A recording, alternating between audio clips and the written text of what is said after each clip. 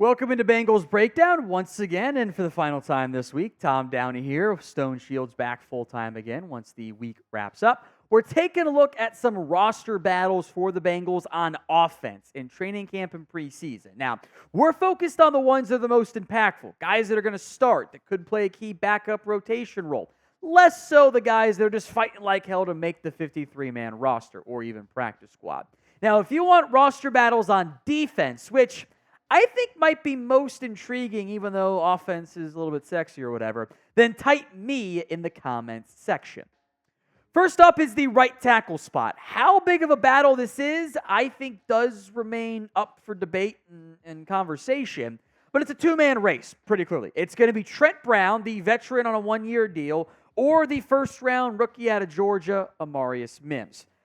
I think both guys can start, and you probably feel pretty good if one of them starting, assuming they're both healthy. It means the better guy won the job short term, right?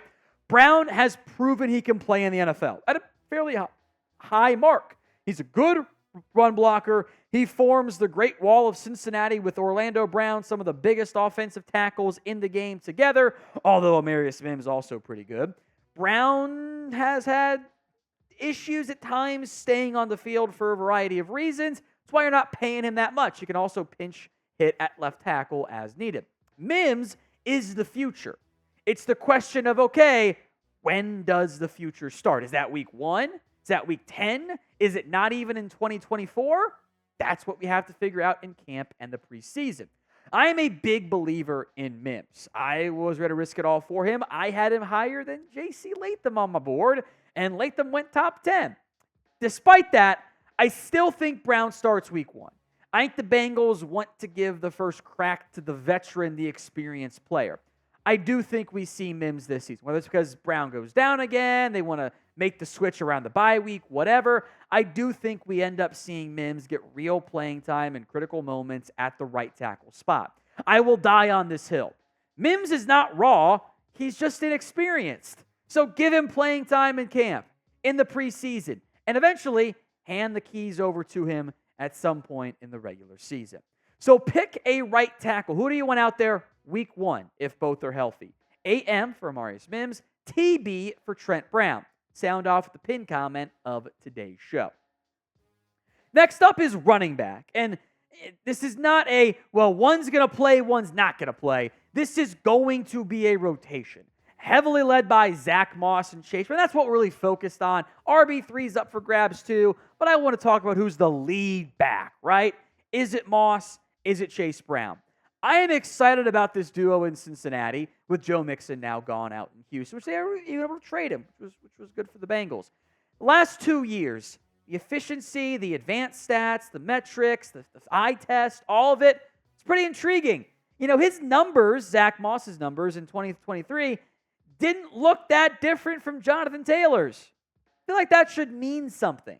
You know, the rush yards over expected, all the underlying metrics beyond the raw box score were pretty intriguing for Zack Moss. I loved that signing by Cincinnati. I was a big fan of Chase Brown coming out of Illinois.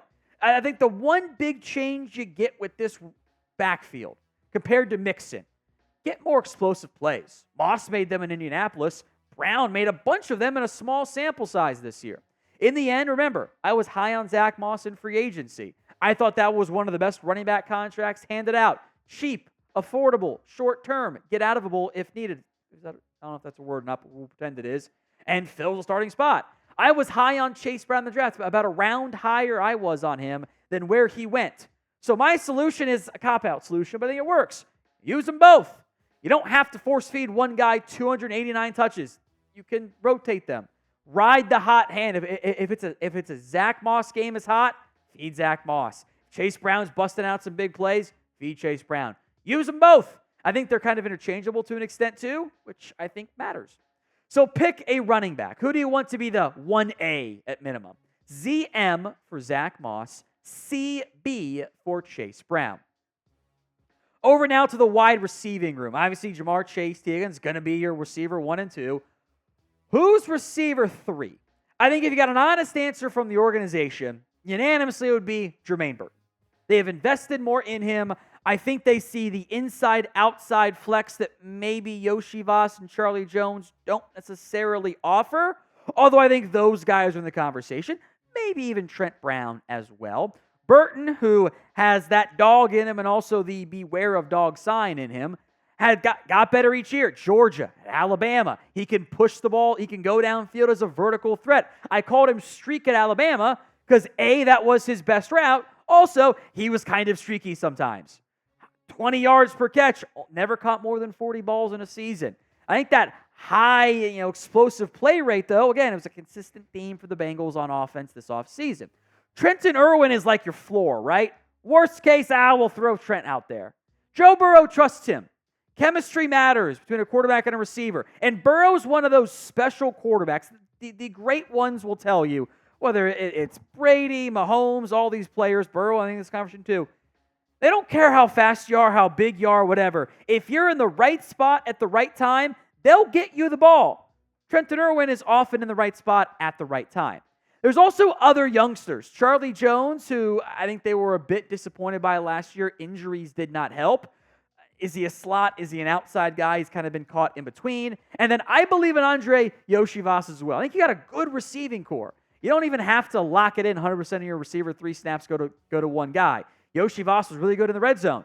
I think you can use him more as a downfield playmaker as well. Let's bring on Stone Shields for some more conversation here about the wide receiver room. Who's your pick for the receiver 3 this year? Yeah, so I don't necessarily think it's the most intriguing battle. I think when I think about that, that's probably that cornerback 2 spot, which maybe we'll talk about in a future video. But I am the most excited about this because I really like all these guys. And, I'll just keep it a buck with everybody. I'm a Bama guy, so, when we picked Jermaine Burton, I was excited about that. And I certainly think he can bring a lot to the table, but I really liked what I saw from Andre Yoshivas last year. We've said it multiple times on the show. That guy's not a 6th-round pick, all right? He's a lot better than that. Track star in college. So I really hope a lot of guys, can have an opportunity to fill in at that spot. I'm fine if we don't sit there and say, oh, that's our wide receiver 3. If it's a bunch of different guys getting opportunities, I'm all right with that, but I'm in full agreement with you. The organization, they picked Burton pretty high in the draft. They want him to be that guy going forward at some point. What do you think the role ends up being for Charlie Jones then? Yeah, so he's probably out of the grouping that we just talked about, he's probably the lowest for me. And I see him more of as a returner. And he did a great job of that last year. I can see him being like kind of a Braxton Berrios type of guy. Throw him out there for punts. Obviously, he took one back to the house last year. So I think with him, I lean returner. But, they took him in the 4th round too. So, they still have confidence in him. Obviously, he had an injury last year that made, his development a little tougher. So I don't think that they have quit on him by any means, but I would say he's at the bottom of the pack right now out of those guys for me. It's also nice not to have to worry about T. Higgins showing up for camp anymore. Oh, yeah, yeah. We thought that was going to, carry on, through July and, in August perhaps. And to get that out of the way, I was surprised. I couldn't believe it was done. But, certainly very happy about that because now, 1A, 1B, Jamar Chase, T. Higgins, they're going to be out there, and everybody in Cincinnati should definitely be excited about that. We will have more from Stone Shields as the full-time host here on Bengals Breakdown after we get the producer back in-house and he's not on vacation anymore. So we've got you guys covered. Make sure you are subscribed to us here on Bengals Breakdown. Stone will lead our training camp coverage. He will lead our preseason watch parties, regular season watch parties. We hired Stone so we could do more watch parties for the Bengals this year. Don't miss out. Hit that sub button right now. Let's move to the final roster battle. That is tight end number 2. I think Mike Gesicki's pretty much locked into the lead tight end role. It's how you manage that second spot that I think is up for grabs in Cincinnati, the tight end 2 role, right? And specifically, what are you asking for out of the tight end 2? What do you want that guy to be for you? Gesicki is a playmaking tight end. He can go downfield, make plays in that role. Drew Sample's the blocker. Hudson kind of fits more of the Mike Gesicki role. I'm not really worried about the other guys. The young guys we'll come back to here more in depth in a moment. Hudson can go downfield. He can be the pass catcher, right? He was a bit more dynamic in that area, but I think his kind of overlapped role with Mike Gesicki. Sample can block a little bit, and I think has been a disappointment as a second-round pick. He's back on a multi-year deal. If you think of the typical tight end 2 archetype, isn't it as the blocker? I think that's what Sample fills, and that's why I think he ends up winning that kind of low-key tight end 2 job, at least for now. In fact, he might get jumped as tight end 1 again in 2025 if Gesicki gets paid somewhere else by Eric All or Tanner McLaughlin. If All's healthy, maybe that changes his entire conversation at the tight end 2 spot. I don't know if he's going to be. McLaughlin's a 6th-round pick. You're probably going to stash him, on the roster as tight end 4 if All's not healthy, or figure it out. But I do think Sample has the edge there with Eric All as the ultimate wild card. So name your top roster battle for me on offense. What are you most excited about in terms of who's going to win the job? Let me know in the comment section of today's show.